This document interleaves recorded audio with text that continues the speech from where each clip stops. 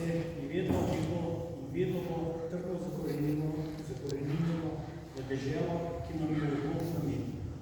Vrgišče lepote, ki jih je Bog delil pri stvarjenju, so zaznamovale slovensko dušo zavedanja.